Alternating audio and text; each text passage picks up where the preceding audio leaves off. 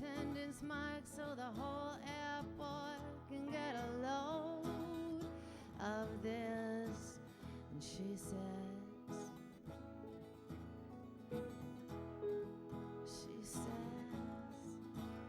Mr. Meow,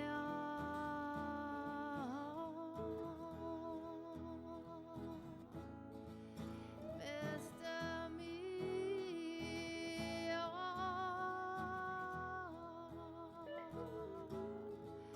I'm paging Mr. Jack Meow.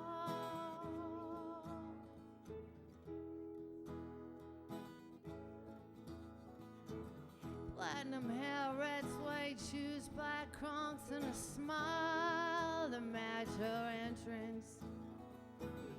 Gauntlet lips and rings, and Disney needs a fag, and Jackie lights her smoke on fire. Up in a sawed-off station wagon, sporting a 427 engine, the stars are out tonight on the clothes in their eyes, in that car, in the sky. Dizzy plants a kiss on Jack. He's laughing, he's driving really fast and really wild.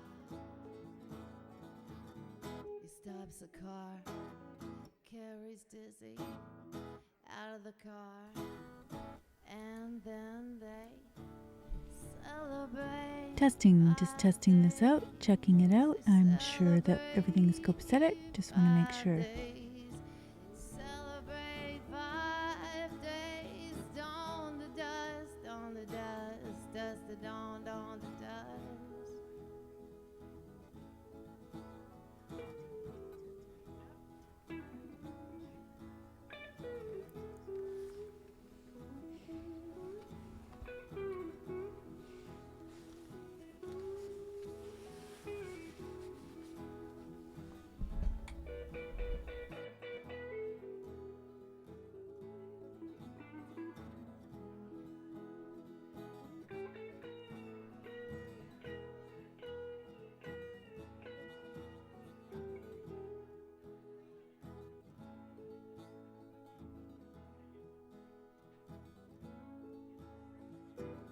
Walking through an empty construction site, their voices ringing out through the damp air,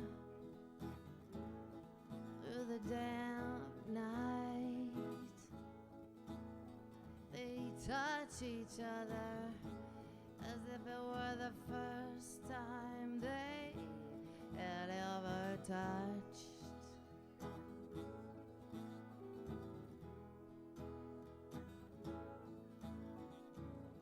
Jack pulls Dizzy close, really, really close, really, really, really, really, really, really close, and he whispers in Dizzy's ear. He says,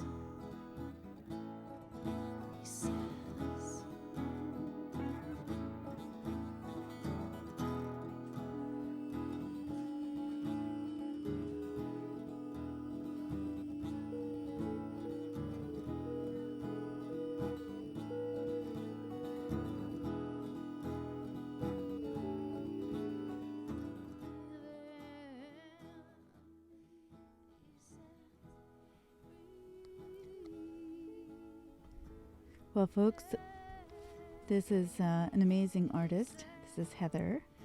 I'm just going to go by her first name. Heather and Frank playing at, they're playing at what is called the Surf Jam at the Surf Pub on Gabriola Island.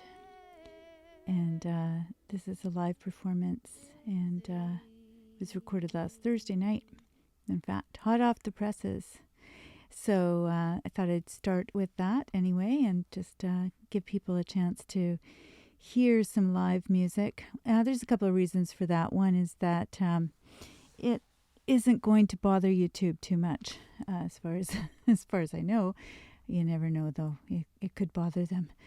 Actually, it'll be fine because I don't think I'm going to get a strike from a recording that I created. So that's how we get around that.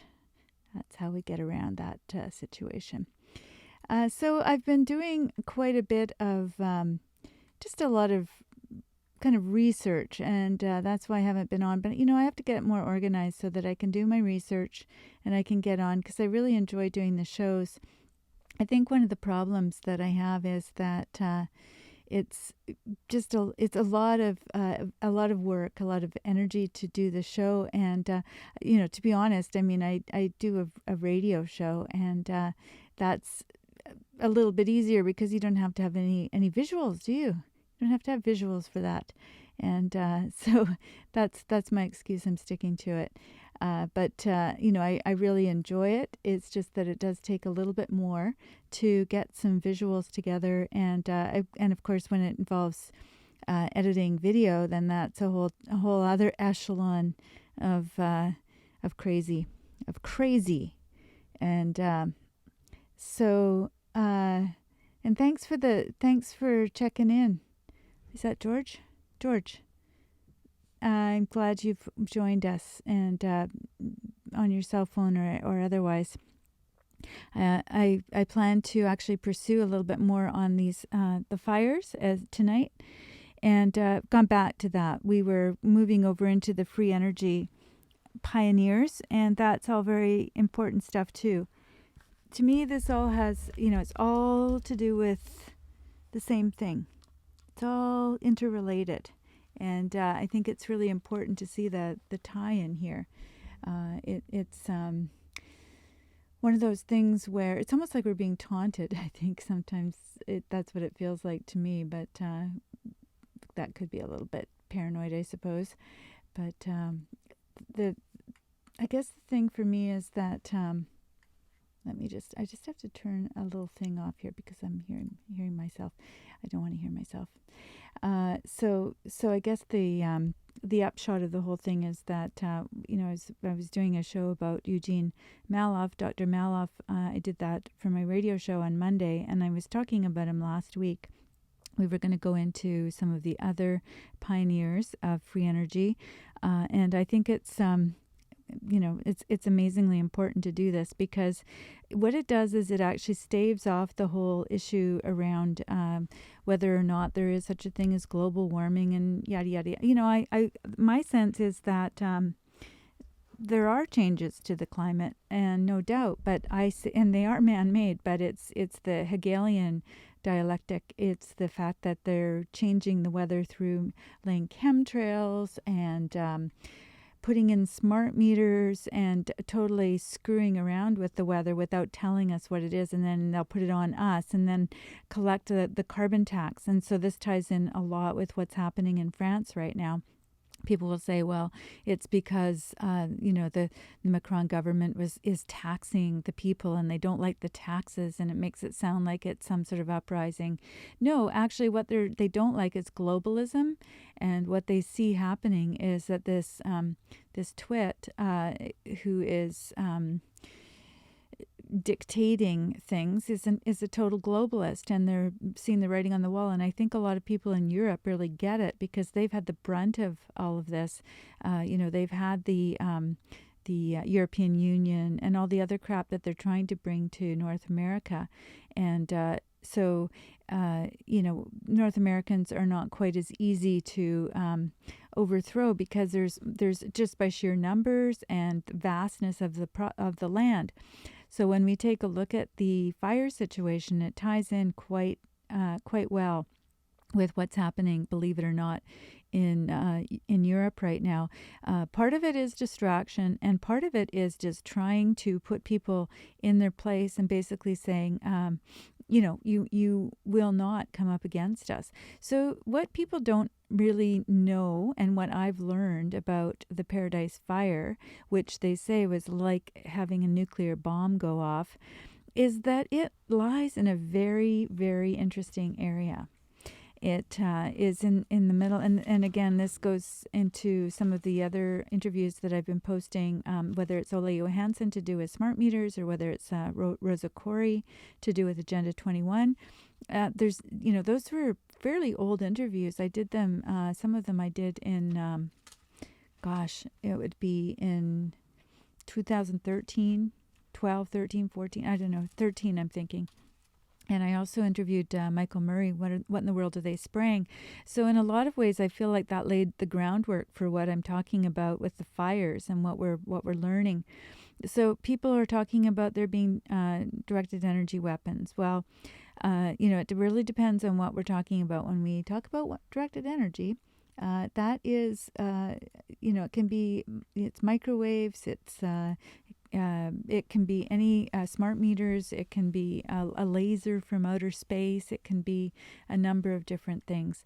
I have a feeling that I'm just going to check on my sound and just make sure that we're not doing any echoing.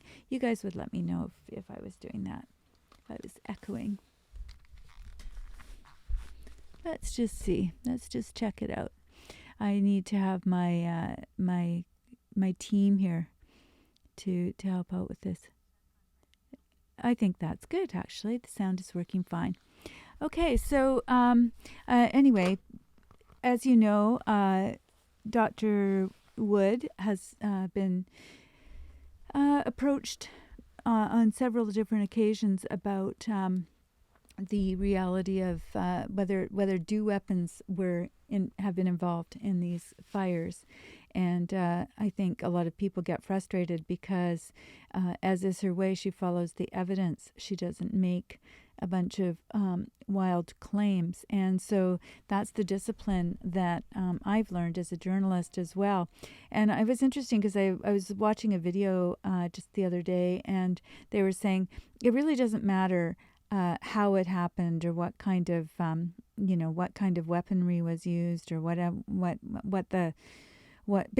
the evidence is. It doesn't matter. It only matters who did it. Okay, so that would be the polar opposite. And if you want to go and have that discussion, then there's piles of different channels where you can go.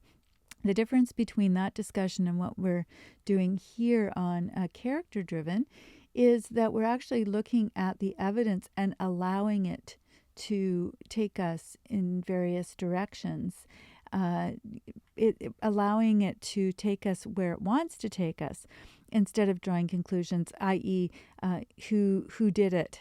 And then, that's basically what whodunits are all about, But you have to go through the process to find out who done it. You can't just say, I think it was this person. Now we're going to play into that. See, we're being trained to do that because basically Mueller's investigation, all these different investigations that are, Kavanaugh, you take the person and then you try and find a crime. And that's, I think, what people do. And that's part of the PSYOP, you guys. That's part of the PSYOP that takes place with with the way that the Hegelian dialectic works. You're supposed to buy into the narrative, and when you go and if you go off script, then then that's when you get demonetized and when you're taken off of Twitter and all the rest of it. But as long as you stay on script, you're good. It doesn't matter what you say, as long as you say it. Say. You follow the party line, which is basically we're dealing with the crew, and they are wanting to control things, and they're going to do it by hook or by crook. I don't know if anybody's read Owning the Weather by 2025, but it is a military publication, and so if you haven't read that, you really do need to, because it lays it all out there. It's exactly as it says. And I think it was put out in 1995, maybe 98. But it was basically, the military's desire to own the weather. So if anybody doesn't think that there's an initiative to own the weather, I think they might want to go read that and they'll get it right from the horse's mouth. Then there's Agenda 21, and that came out of the Rio conference, and I believe that was 1992. And there are a bunch of different initiatives that came out of that, but this is one of them.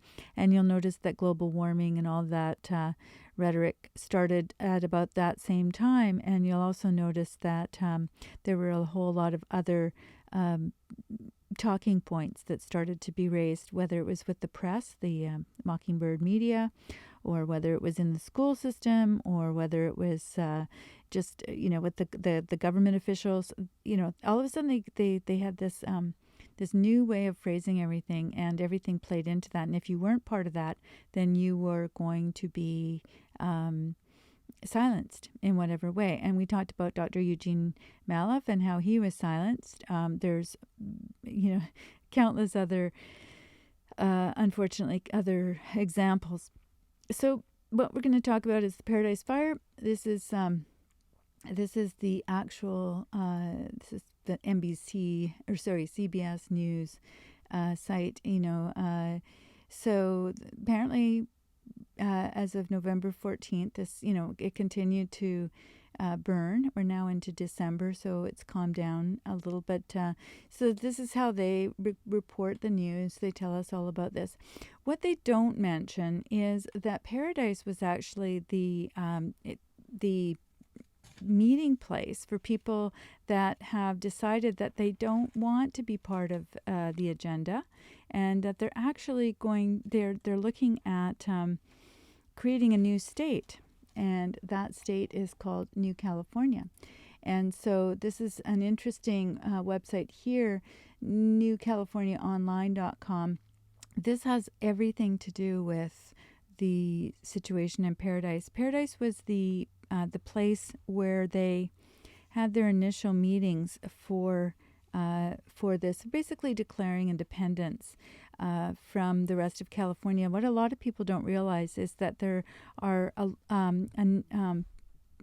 myriad people in California who don't like what's going on, and they want to have the republic reestablished. And so they have declared their independence, and they're actually on their way. And, I noticed that we're not hearing about this in the news at all, but there is a Article 4, Section 3 of the Constitution says that you can form a state from a pre-existing state with the permission or the consent of the legislature. And so the first step is to declare one's independence, and then you have 3 constitutional conventions, and they've already had 2. They're going to have their third in January. So they met in Paradise. They had some town hall meetings there, and that's where they got this thing going.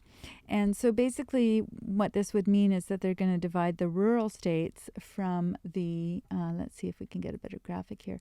So here's a good graphic. They're going to divide the rural states from the urban states. So you can see here we've got Los Angeles here, and then, San Francisco. And so basically the largest population, the biggest block of voters are in that area, and there's 21 million people in the urban areas, and so they get a huge amount of the voting power, just because of the way that Reynolds versus Sims went down. And that means that they represent populations versus counties, and that's not how the Constitution was put together. That's not how things were meant to be originally. It was meant to be to have a House of Representatives, the Senate, so equal power given to all the different areas, so that the senators would represent the state and the assets, the boundaries, but they would also make sure that they represented every county differently. And so what happened with Reynolds versus Sims is that they went to a population model rather than a an area model where they were representing the people of the various areas, which means that the 85% of California that is actually rural only has 18 million people voting. And of course, they all have their different interests. And so you end up with these people from the urban centers dictating what happens in the rural centers as well. So the rural centers have now gotten together and they've decided that they're going to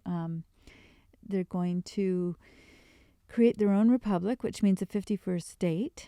And so basically what's happening here as part of the fires is that they are targeting. It seems as though they're targeting certain areas and certain homes. So there's Paradise, which is at the 3,500 foot level, and of course there's a lot of underbrush there as well, and so that's partly to do with the forestry management. They've just left all of the underbrush, and apparently that's what caught on fire.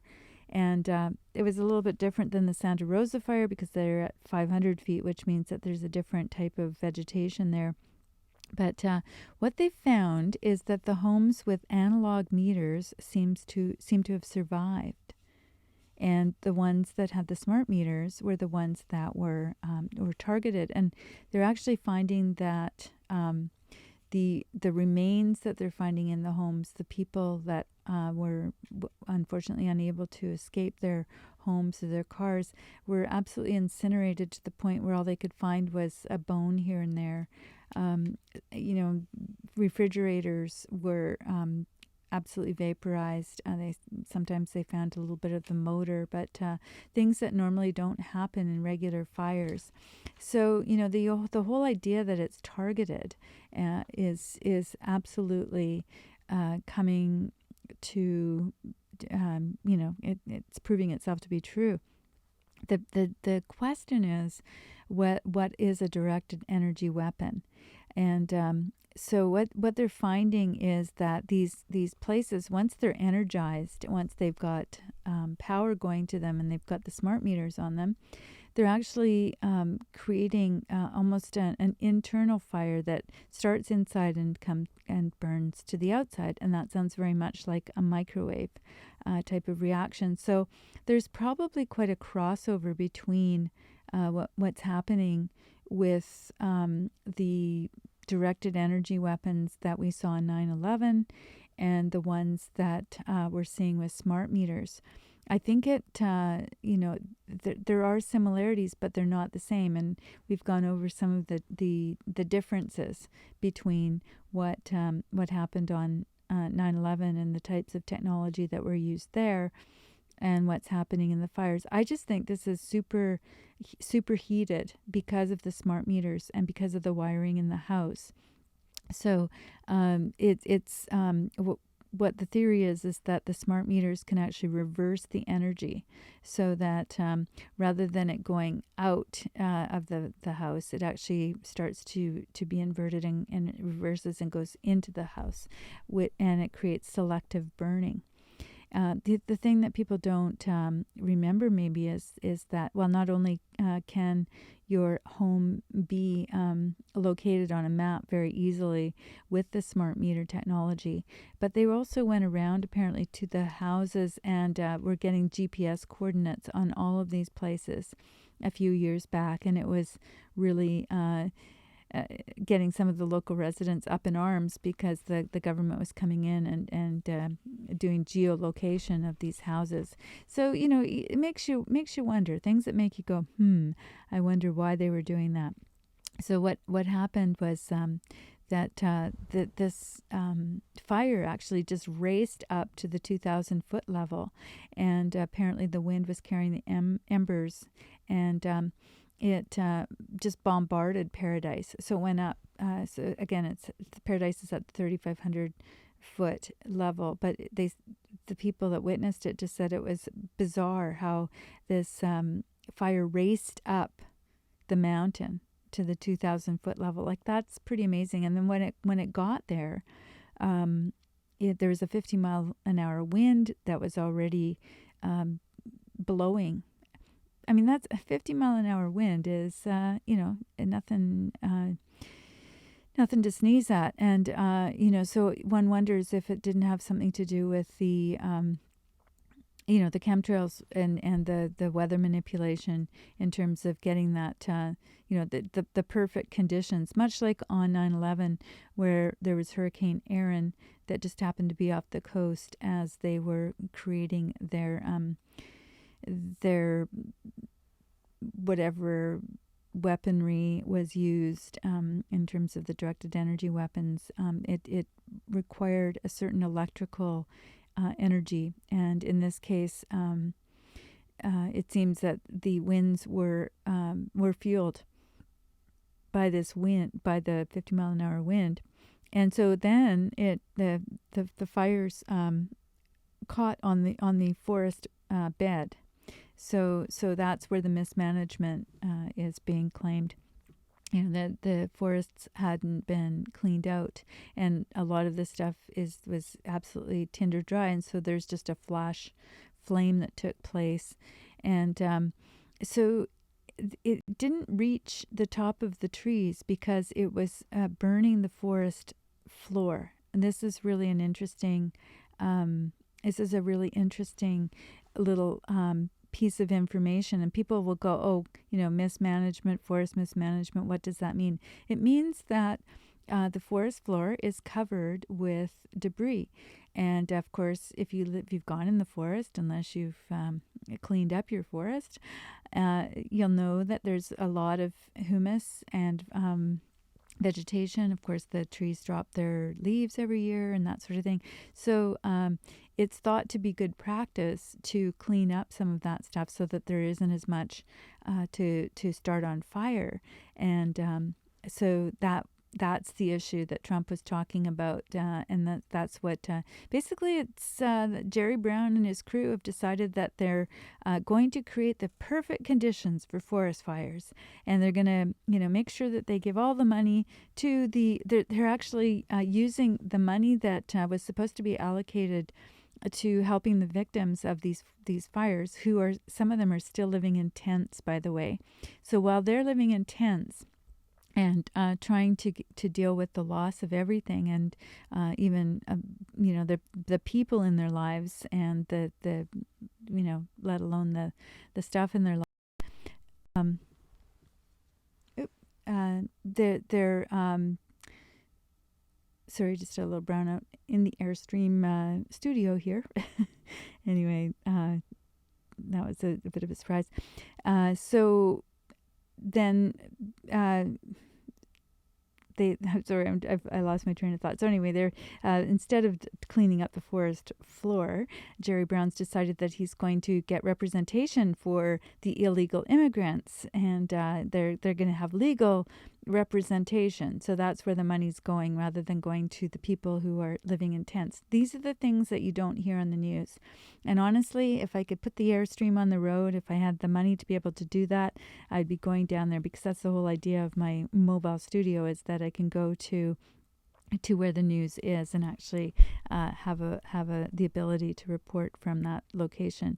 And so, but the best I can do is to get my research and to talk to people who are in the area. And for those of you that may know about Elie Marzulli, his home went. He's been on the show before, and it's very, very sad to see what's happening to people. But the most disgusting thing is to know that there are citizens of that area, taxpayers, if you want to put it that way, who are living in tents at this very moment. So while we're all focused on what's happening at the border, and the money is being siphoned off for the legal defense of the migrants, people are waiting just to be housed in this area. So I think it's really important that we understand what's actually happening here. These guys don't care. They do not care, and they want to make life as difficult as they can. That's my particular understanding of the situation now that I've looked into it a little bit more. So in Paradise, there was some natural native vegetation, and so it was. And then I guess to add to the problem, a lot of people incorporated the native vegetation into the landscaping, and the native vegetation itself is very it's very flammable, and so that was one of the problems that they had. And so of course now they've had a rainstorm and they've had flooding as of December the 2nd. And so these people are just living in the most deplorable circumstances, and it just absolutely infuriates me to think that they're not being taken care of, and that the money that could go to them is being diverted. The Jerry Brown government is saying that they just don't have the money to be able to deal with this. Well, of course, there are emergency federal funds, and all they need to do is ask for it. So there seems to be something going on there that people are not wanting to address, let's say. So here's the deal. The homes with defensible space that survived. So if they had a little bit of space around the home where they didn't have any landscaping, for instance. So the weird thing is, here's the thing that I found the most bizarre. The spec homes, homes that were just being built, they survived. And the thing is that those spec homes did have smart meters, but they didn't have the power hooked up, and they didn't have landscaping yet. And so apparently what happened was, the homes all around these spec homes absolutely turned to dust. And the ones that had no power to them, and thus, the smart meters weren't powered up, even if they just had plywood siding open to the elements, the fire burned right up to it and did not touch it. I found that bizarre, completely bizarre. But it makes total sense based on what we've talked about before. So what you're looking at on the screen for anybody that's just joined us this is called New California, because Paradise was actually the site of a lot of meetings that got this initiative underway for a new California to be created under the Constitution, because there are people that want to separate off from urban California, and it represents 85%. You can see there in the red, you can see that that's 85% of the landmass of California, and those are the people that have had their voting rights taken away. It was by a court decision called Reynolds versus Sims, and that happened just a few years back.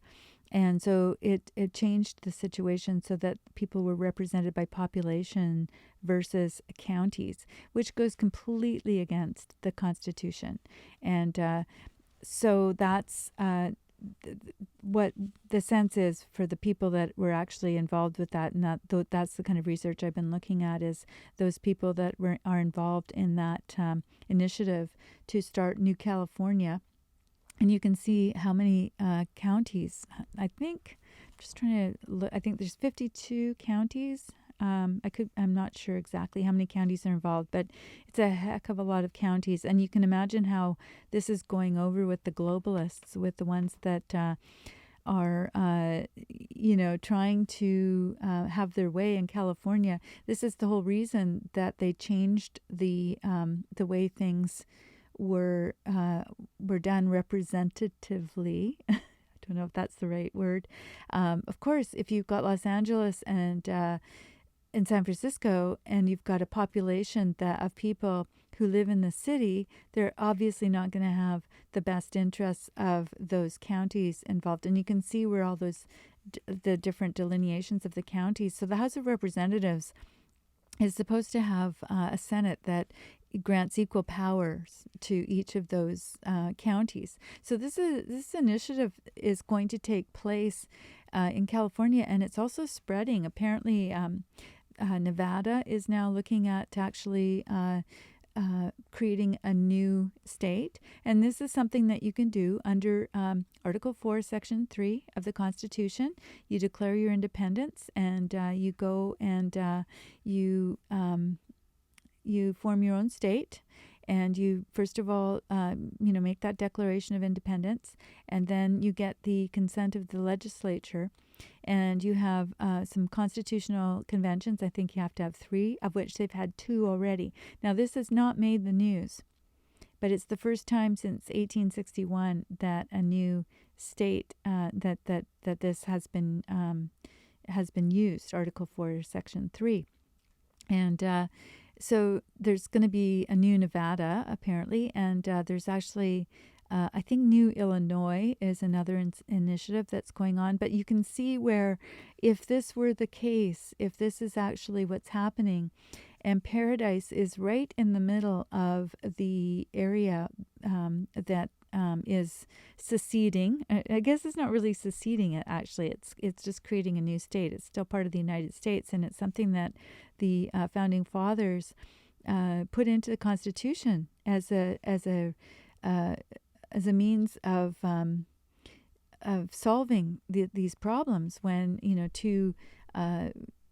two parties can't get along. I guess we have North and South, East and West in some of the states, and so this is just another one of those things where it'll be New California if they are successful, and they do believe that they will. They believe that they're going to be successful within 2 years and possibly even 18 months.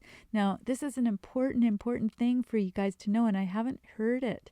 I've heard it maybe once or twice, but only because I'm looking into it myself. It's not something that you're going to hear on the news, that's for sure, on the Mockingbird media. And I think it's really important that we share this information, because a lot of people are saying, well, we don't really care, what weaponry was used. We don't care about the evidence. We just care about who we can indict, and we know it is. We know who it is. And well, if we conducted investigations that way, it would not be productive. And the point is that we didn't like it when Kavanaugh was accused. We don't like it when Trump is accused, and then you go and find a crime to suit. And so what we do on this channel is we actually let the evidence speak to us. And so this is the evidence that has not been brought forward, and makes a lot of sense when you look at some of the areas that have been really targeted for destruction, for utter destruction. And one of the other ones is the Santa Rosa fire. Same phenomenon. And now forensically what they're doing is looking at it, and they're seeing that the homes with no smart meters survive. So in other words, if they had an analog meter, they would survive. So people are going, oh gosh, well, some of the homes, the trees survive. My brother is very big on this idea of the trees surviving, and I don't like to weigh in on social media. I'm not really interested in going back and forth on things, but I just wanted to disavow people of this idea that trees are the same as houses. Because right away, because of all the work that I've done, all the interviews I've done, if you take a look at the interview that I did with Dr. Ole Johansson in 2013, when the smart meters, no, actually it was 2012, because it was December 31st of 2012 that everyone in the entire world had to have a smart meter. Now that piqued my interest in 2012, so I decided to get in touch with Dr. Johansson, who is at the Karolinska Institute, and you can hear that interview. It's a 2-part interview, but the most important part is the first one, because he lays it out, and he says that his research, his 40 years, has been suppressed. He's still there. He's still working at the Karolinska Institute, and he says he's keeping the information that he's gathered over those 40 years, but a lot of it has, and he's hoping that it will be of some value to young up-and-coming scientists who will be able to take that information and put it to use, but he said that it has been suppressed by the cell phone industry over those years. So, listen to that interview if you get a chance. I suppose I should put it in the show notes. Anyway, Ole, Olle, Johansson, Johnsson, and it's on my playlist. I got to get more organized with my playlists, but so there's that interview that I did with him in 2012, and then there was the interview that I did with Rosa from Agenda 21, and she is from this area. She's from the San Francisco area, actually, a little bit further north, but that would be further south than the fires, because the fires were a little bit further north. I got to get my geography right. But point is that she was already talking about that with me, I guess, it was 2013, I'm going to say, that I talked to her. So if you start to put all of these things together, and you start to understand how these things are intersecting, and I will say with Michael Murphy as well, who is the producer of What in the World Are They Spraying? And when I interviewed him, he was in Hawaii. That was in April of 2013, and he was doing Why in the World Are They Spraying? So, I think that's probably the order of the questions. First of all, you want to find out what, and we're finding out what right now. That's what we're doing right now, is we're finding out what is happening. And then, the question of why will start to answer itself. But if we don't know what happened, then the rest of the questions will never get answered. And that's good journalism. That's good police investigation. I keep going back to the same illustration that Dr. Judy and I have talked about on the show, and I don't know whether she came up with it or I came up with it. It doesn't really matter, but I think it's a really good illustration. You're standing up in your apartment, you look out the window, you see, you hear a screech, and you see a body in the street, and you can't just sit up in your apartment. You can't just sit up in your apartment. You have to go down. If you want to do an investigation, you can sit there and talk to your neighbors about it all you want. Oh, well, I think it was a car. I think it was a yellow car, and I think it was a blue car. And we can all, have a good chinwag about what we think. But until somebody actually goes down, see, I don't even like it when people are speculating about, when you're getting your car fixed. And people say, oh, this is going to be really expensive. I think this is going to be a really expensive job. And, and my first thing I ask is, well, okay, so how expensive is it going to be? Oh, I don't know, but I know it's going to be expensive. So, the first thing I would say, and I would say it to my kids, or I'd say it to anybody, take it in. It's hard to face the facts. It's hard to hear that it's going to cost $700 to get your car fixed. But until you do, there's no use talking about it. There's absolutely no use speculating about it. It could be really cheap. It could be really expensive. But why are we sitting here going around and around and around? So I'm very much of the mind, and this is just my personality. I want to get out. I want to go down. I want to find out. Yeah, it's going to get you in trouble. Maybe you're going to get your head chopped off. But you go down to the scene of the accident. And you go, oh, look, there's a person with a bullet hole. And here I was thinking that they got run over by a car. You have to let the evidence lead you where it's going to go, and that is it's a discipline. It's a really, really hard discipline to get everything out of your mind and to allow that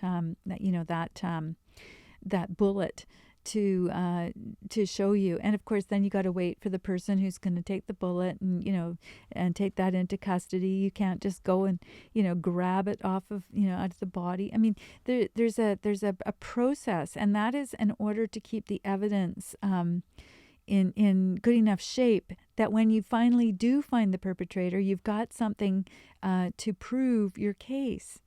And people who run ahead of themselves they don't make very good investigators. And so on this channel, what we do is we work with character. We're character driven. And that's one of the things that Dr. Judy Wood and I have talked about many, many times. In PSYOP recovery, in that show, we were talking about how people get PSYOPed, how we get duped. And it's usually because we're thrown a bunch of information and we just go, we try to make it fit. We make the person fit the crime, and a lot of people criticize her because she will not speculate on who the perpetrators were. She goes through the evidence in her book, Where Do the Towers Go? But she doesn't, she talks about the actual weaponry that was used, because that's has far more implications for us, far more implications, the type of weaponry. And that was what we were talking about with Dr. Malouf and all these other pioneers in free energy. Because when we take a look at what's happening in France right now, what is the issue? The issue is around the taxes. It's to do with the fact that people aren't buying into the global warming carbon tax concept, right? People are rebelling. They're saying, no, you can't tax us. You can't. They're making it so that you can't even drive your vehicle. People are not understanding what the issue is, because the mainstream media is saying, oh, well, people don't like being taxed, or they don't like the fact that the fuel prices are going up. No, they're rebelling outright against globalism. And in Europe, they are far more affected by it because they've been dealing with the European Union. And, it's been a lot harder to take the independent North Americans over to that way of thinking. The Americans have a very independent streak, and so they don't take the shite, And so now we're seeing that with what's happening on the streets in Paris. They're rebelling, and it's against the carbon tax and the green initiatives, because people can see that it's crap.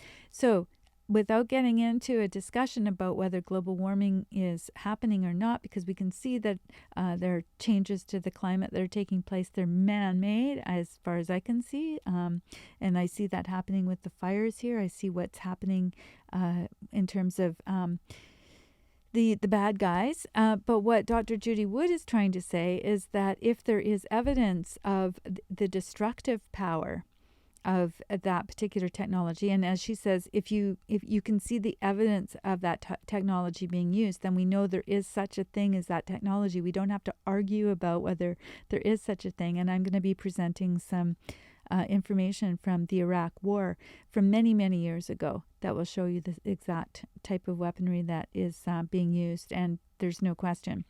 But the point is if that exists, there also exists free energy. And that's more my focus. So rather than getting bogged down with discussions with people about whether, this type of technology or that, I say, solar technology has its own problems with batteries that need to be made. But they're finding that it's actually being the lithium and the other elements are being collected by basically slaves, slave labor, child labor. And so all of these people that are talking about solar power need to go take a look at where the batteries are coming from, where the elements for the batteries, and how we dispose of the batteries, because really they're completely toxic. So what are the implications if we have actually got free energy? And that could be the case in these fires too. What it's proving is that technology can be used for evil, and it can also be used for incredible good. And my mission, and I believe that I would probably be speaking for a lot of people that I've talked to, the mission and the reason that they're willing to stick their necks out and go out and look at the scene of the accident is because they're very committed to coming up against this idea that everything is going to be taxed. Or that it's going to be put onto a grid system where people are charged for the use of electricity or any other kind of fuel. Particularly when then they're going to be taxed on top of that because the fuel is not is not clean, and so then you've got to clean the environment supposedly. But this carbon tax is a complete ruse. It's an absolute travesty.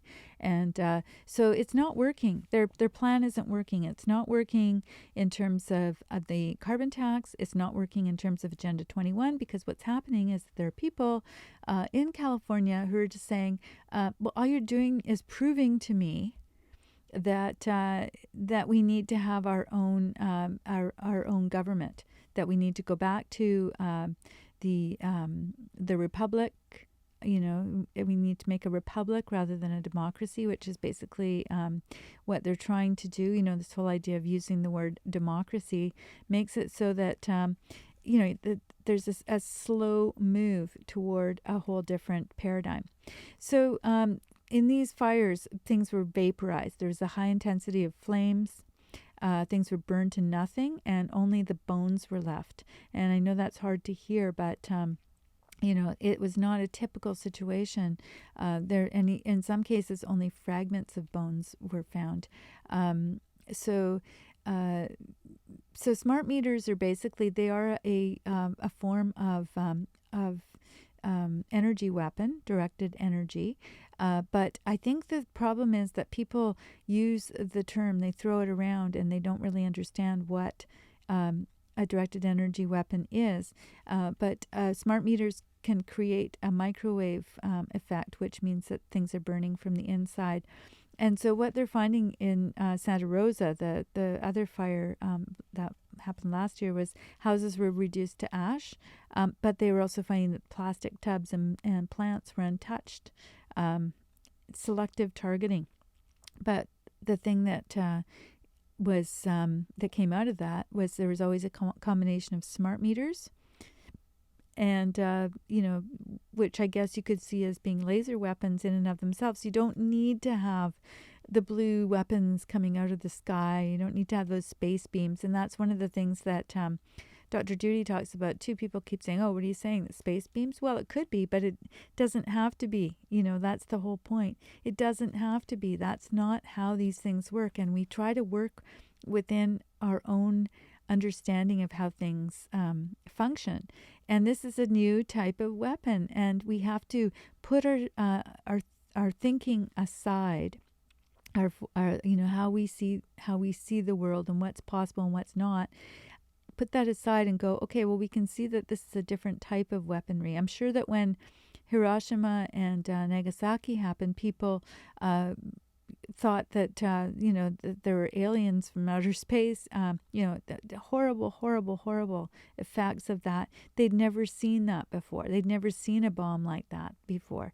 So, but clearly there was that technology existed. The atom bomb had been invented because it had been unleashed on the people of Japan, and so.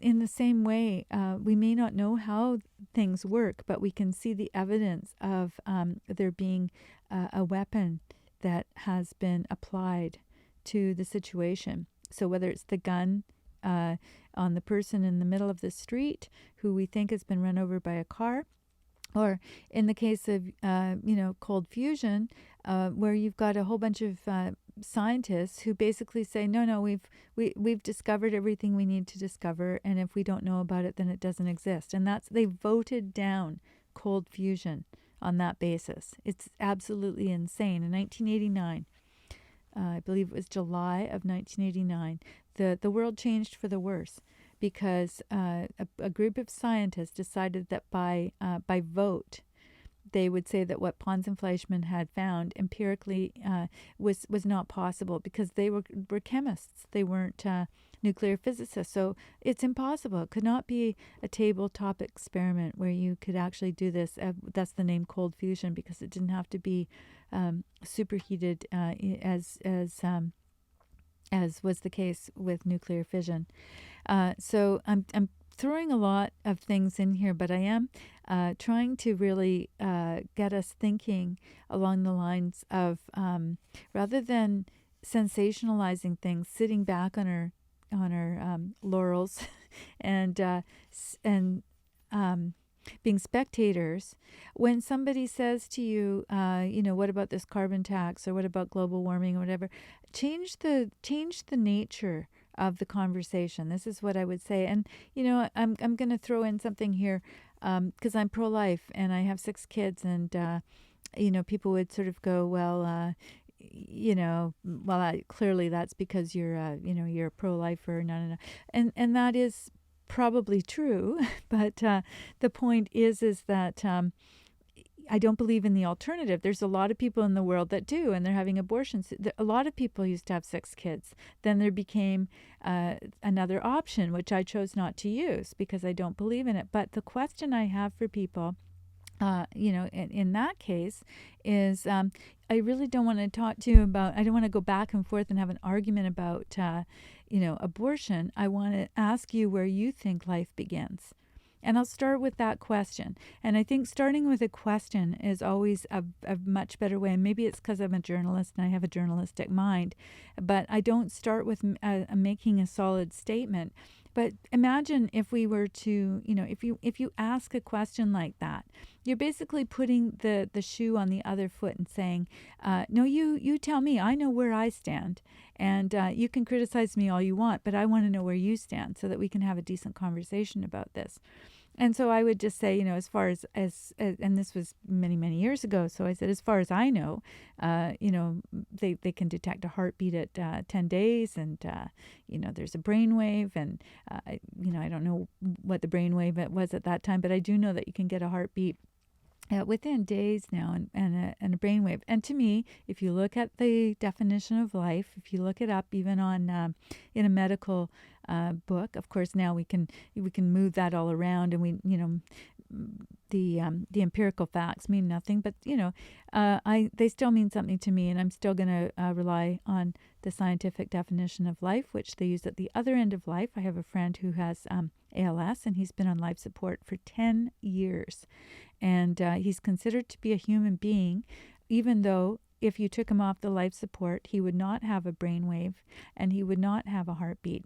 But he is an independent person who has the right to life.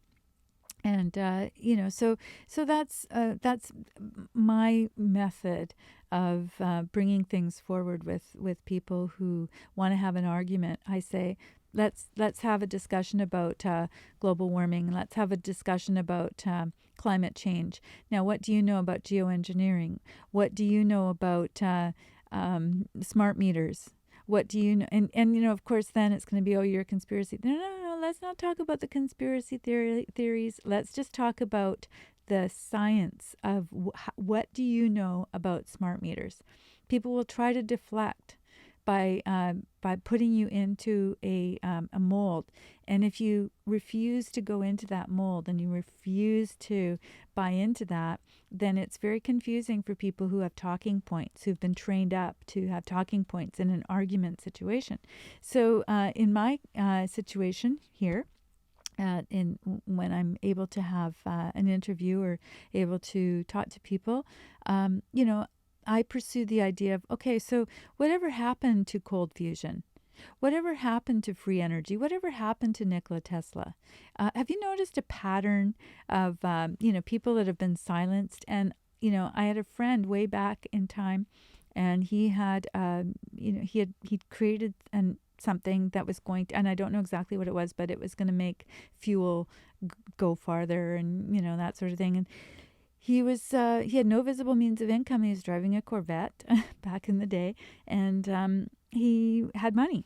And, he wasn't allowed to talk about it. He had a non-disclosure, but suffice it to say, an oil company had bought up his invention and ripped it up in front of him and said, here, you have the money. Now you don't have this invention anymore. So, I've seen firsthand in my own small little way how that works. And so there is an agenda here to keep us dependent on either oil or even on solar power or, other alternative energies. Because why?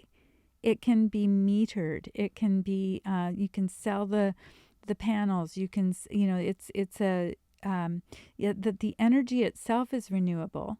You could put a big solar panel up in the sky and feed it back to Earth, and everybody would be able to have solar power. It's collecting that energy and keeping it. You need to have batteries. And yes, you can put it directly into your house, but you certainly can't do that with a car. You have to have a battery if you're going to be moving from place to place. You can't have, you can have a solar panel on the top of your car, but most people want to know that they're going to actually be able to travel, 50 miles and not have it crap out halfway through. And of course, is the backup. There's still that going on with cars anyway. But so there is still an oil dependency with cars. It doesn't matter how you look at it.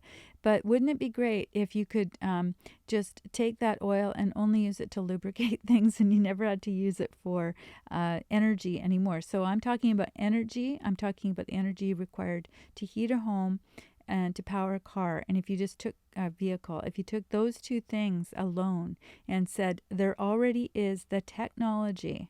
So this is what you say to your friend.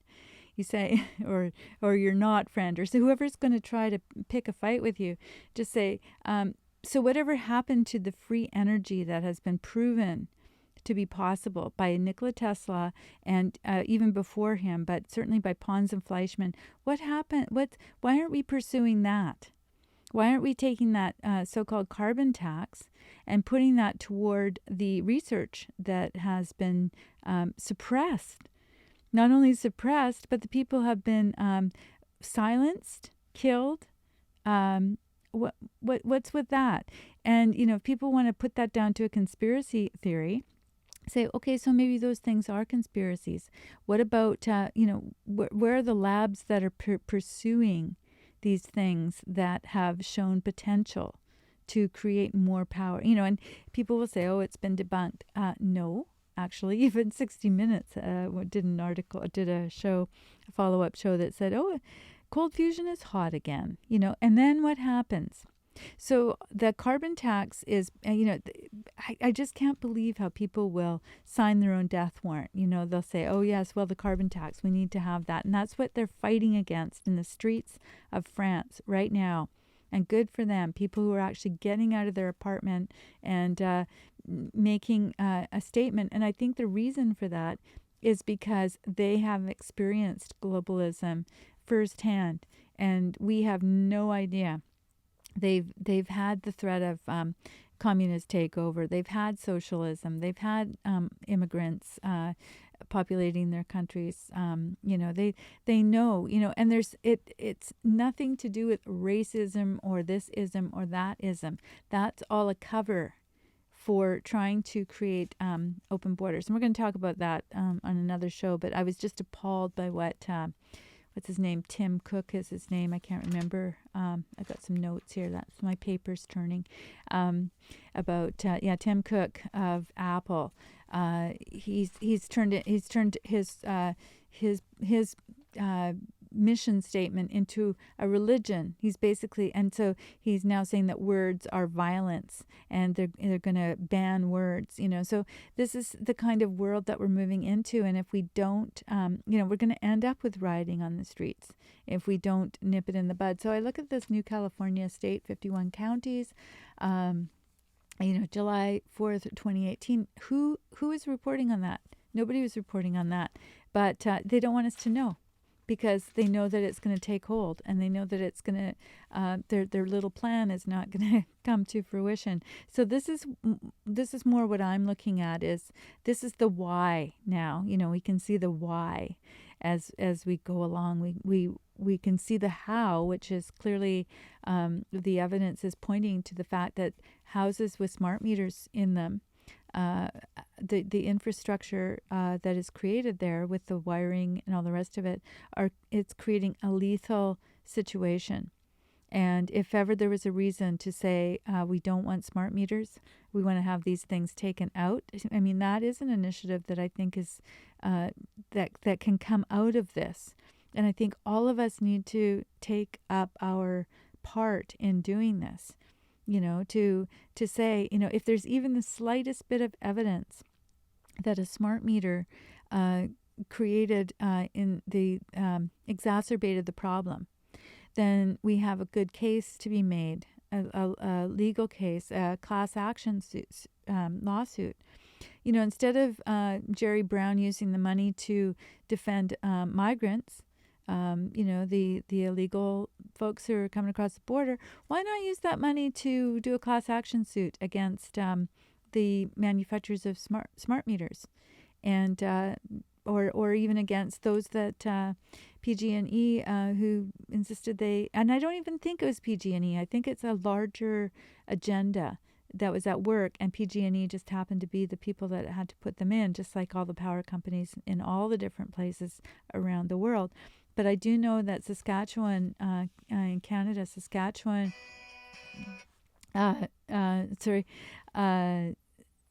Saskatchewan decided that they were going to, got a phone call, decided that they were going to, because there were fires that were taking place, they decided they were going to not allow the smart meters, and they had them taken out. There's a class action lawsuit, and they were taken out.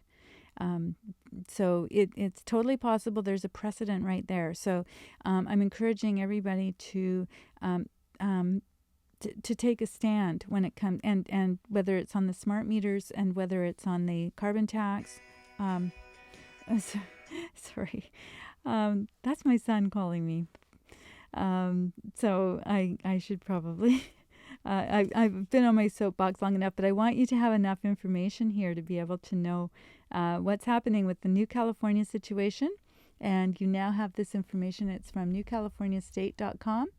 And I would like you to go over there and take a look and pass that along to everyone that you know, and just say, had you any idea that that California is dividing into 2 states? And we're not just talking about a pie in the sky idea, you guys. This is like 2 years from now. And they said it could even be 18 months from now. This could actually be happening. They've met the requirements, and there are 51 counties that are involved that have signed on to this. So don't think of California as being sitting back complacently. Don't buy into the narrative. You need to spread this information as far and wide as you can. Take part of this interview if you want, part of this what am I calling it? This video, if you want to, and if you want to pass it along to somebody else and just show them some of the information. There's a whole bunch of information here that I have, but by the way, one of the residences. This is another little bit of information that I found out about. One of the residences that were used for the New California meeting, one of those houses was gone. It was one of the first ones to have been annihilated by the fire. So the powers that be are not happy with New California, and it's changing the dynamics of the whole situation with Agenda 21, and it's also changing the way that the country is configured. And what it's doing is it's showing other people that they have the ability to do this. They can take it into their own hands, and they don't have to take it anymore. So they can have local, county, and state representation, which is what the globalists are trying to come up against. That's what the whole initiative is to have a centralized form of government and to collapse the Republican form of government. And this use of the word democracy or whatever, that's all part of that agenda. So I'm going to leave it at that. There's somebody is asking about the Jefferson movement, Jefferson State Initiative. Yeah, apparently that isn't actually, they're not doing anything. They're not actually, they meet together. So Paul Preston, who is in charge, he's been one of the leaders in the New California movement. He was part of the Jefferson movement, but he got really frustrated because they weren't doing anything. So that's why they decided that they were going to go to this model, and they were just going to use the Constitution and just do it. Just do it. And that's very American. And I think that's the thing that is different between, the United States and Europe, that Americans, they've got their First Amendment, they've got their Second Amendment, they've got their Third Amendment, and they're not going to just roll over when things like this happen. And it's just that I think it's really good to know that there are people doing this, and there is something that can be done. There's also, if enough people just say, I am not going to tolerate smart meters anymore, that's another thing that they can do as well. So I'm going to leave it at that. I'm going to leave you with a little bit of the music that we started the show with, because if you weren't here, I recorded it at a local jam that we have on, I'm going to have to, let's just see what we can do here. I think I need to do this, and then I need to do that, and I need to do the other thing. Okay. Okay, I'm going to let us take a look at... Anyway, thanks for joining me, and I'm going to have some more information very soon. I'm going to actually have some other information that you can use, and I'm hoping that it's going to be helpful to you, that this information is helpful. We're going to be talking a little bit more about directed energy weapons and what they look like and how long they've been around, because they have been around for many, many years. They've been using them in Iraq, amongst other places, and so it's not a theory, folks. It's an actuality. So anyway, I'm gonna just let you. Well, I guess I have to actually have that on too. Sorry, running this thing by myself. I'm sure that it's not that important, I guess, but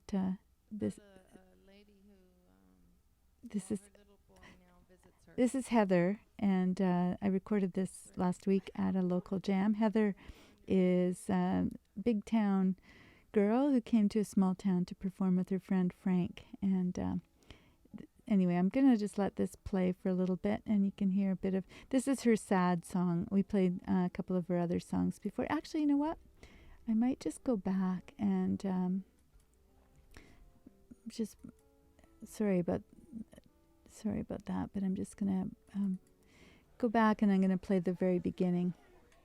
And you can hear the people in the background. Next was to try to treat somebody that came all the way from far away, in a place where we won't mention. But we forgive her for that because she came here. Okay, so I'm just going to say goodbye to you, and I'm going to leave you with Frank and Heather, and I think you'll kind of enjoy Heather singing. And Frank is amazing. He's an amazing musician, and I do a lot of recording of local gigs, and so I thought I would share them with you here on YouTube. So for one thing, I won't get a strike, and the other one is I like to share the local music anyway. So this is Heather and Frank, and they're going to start any second now. Really great to be here tonight. This one's called Jack and Dizzy.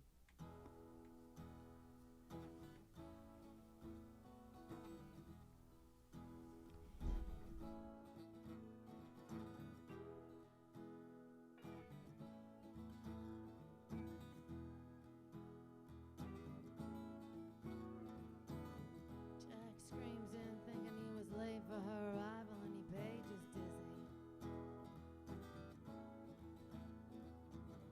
Dizzy pages Jack after a long flight from Amsterdam, city hopper from Cardiff. Dizzy grabs the attendant's mic so the whole airport can get a load of this, and she says,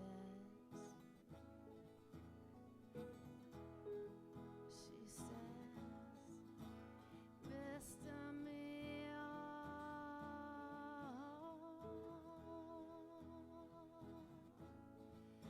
Mr. Mio,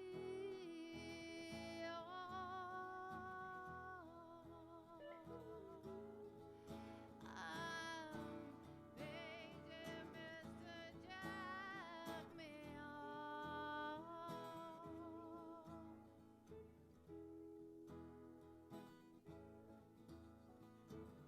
Platinum hair, red suede shoes, black Crocs, and a smile to match her entrance. Gauntlet lips and rings, and Dizzy needs a fag, and Jaggy lights her smoke on fire. Up in a sawed-off station wagon, sporting a 427 engine, the stars are out tonight on the clothes in their eyes, in that car, in the sky. Dizzy plants a kiss on Jack. He's laughing, he's driving really fast and really wild. He stops the car, carries Dizzy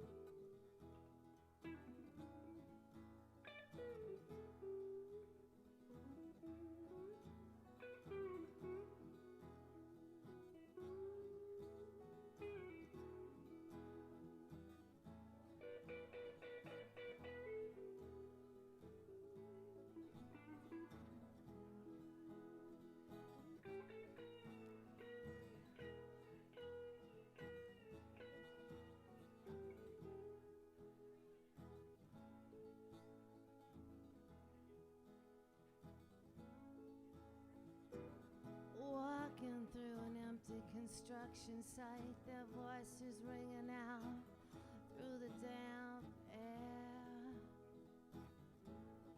through the damp night.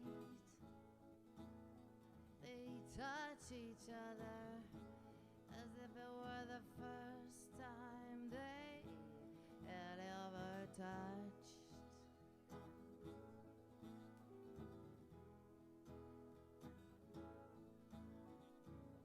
Jack pulls Dizzy close, really, really close, really, really, really, really, really, really close. And he whispers in Dizzy's ear.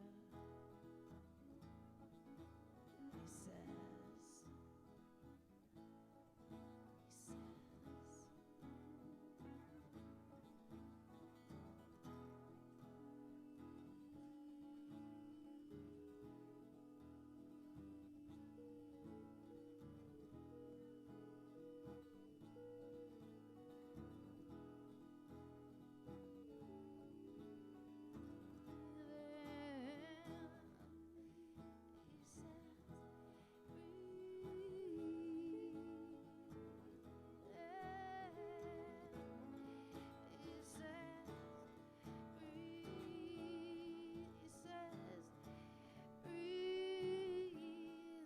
says,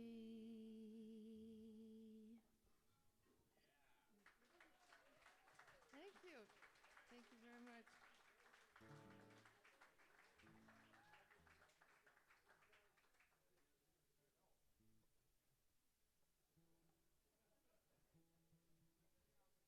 This is a sad song. It's about a lady who, well, her little boy now visits her, so that's what it's about. Sort of put a damper on your evening. Okay.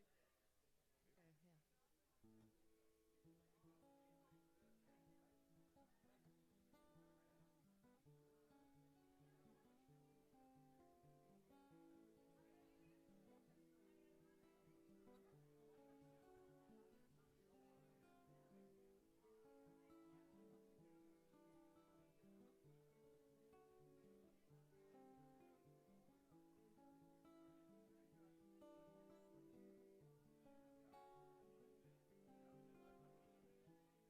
Trying to move forward with this heavy heart.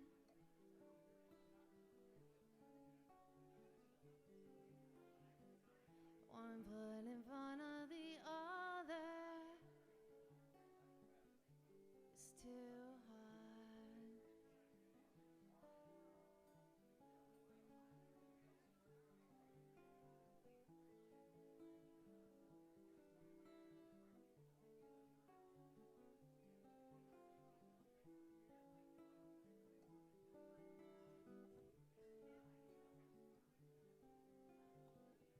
Then I hear the wind rustling through the trees.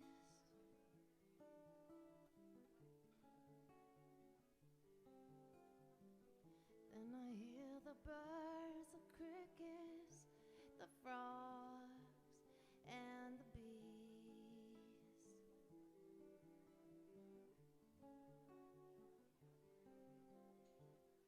Then I feel a warmth washing over me.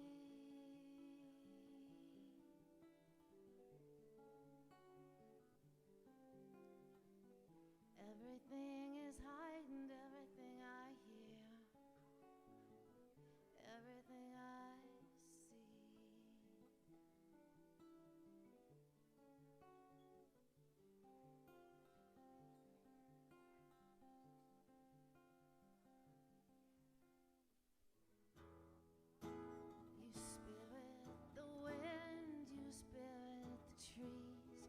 spirit's everything I hear and everything I see. In your garden, in your garden, in your garden of sound. You're all around. In your garden of sound. You're all around.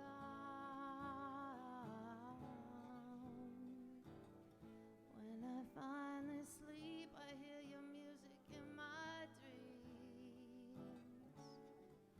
And then I wake up, you're still playing for me. And then I know,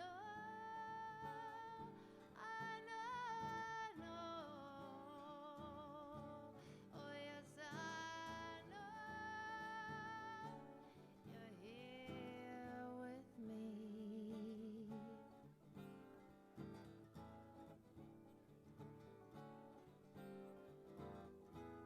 Spirit the winds, your spirit the trees, your spirit's everything I hear and everything I see. Spirit the winds, your spirit the trees, spirit is everything and everything I see. In your garden, in your garden of sound, you're all around. In your garden of sound, you're all around.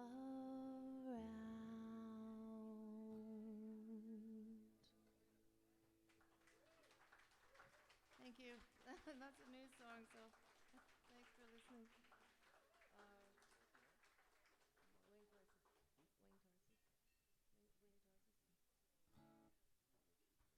Oh yeah. Okay. Okay. Sure. Thank you. Okay. Ready? Okay.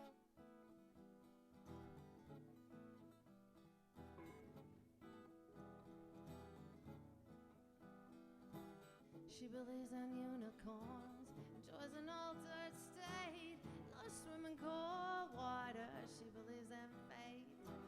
She believes in angels too, enjoys sleeping late, loves studying eagles 'cause they choose a lifetime mate. They ride winged horses through the clouds, kiss the sun in their hearts, and they laugh really, really loud.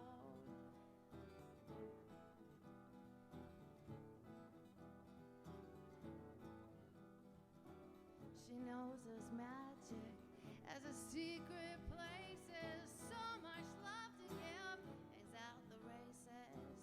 He wears a top hat, plays guitar, juggles balls in love, he's a superstar. They ride winged horses through the clouds, kiss the sun in their hearts, and they laugh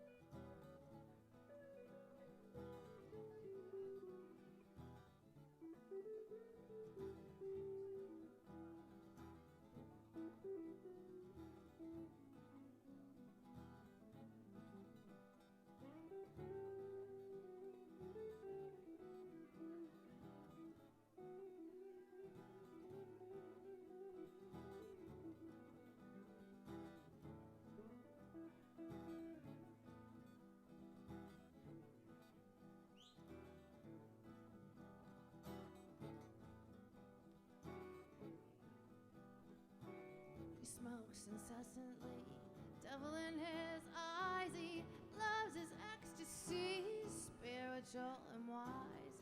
He's a great prankster. Can't sit still. Alice in Wonderland could meet him. She'd be thrilled. Gold mermaids on a coral sea. Fairies of the forest. Rainbow rides for free. Hey.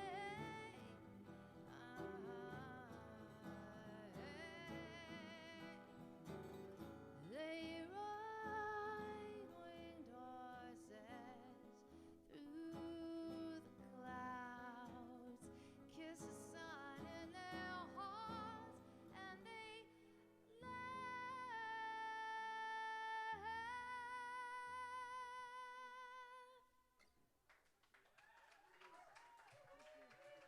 Thank you so much. I love your island. It's beautiful.